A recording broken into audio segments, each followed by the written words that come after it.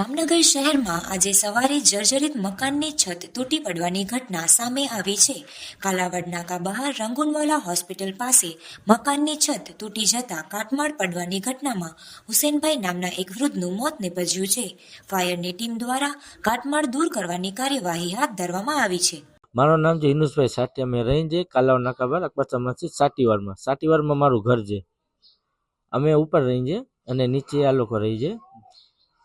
8:30 વાગે અચાનક ઘરમાંથી છત નીચે પડી. અમે મારી ઘરવાળી, મારો છોકરો ને અમે 4 જણા નીચે આવ્યા અને નીચે બાપ દીકરો સૂતા હતા.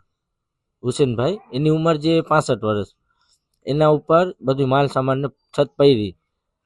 તાત્કાલિક એ બધું અમે ડૂચો અઠાવ્યો ને ફાયર બ્રિગેડને જાણ કરી. ફાયર બ્રિગેડ આવ્યું, 108 આવી અને છોકરાને થોડોક હાથ પગમાં લાગ્યું છે. હુસેનભાઈને તાત્કાલિક હોસ્પિટલ લઈ ગયા.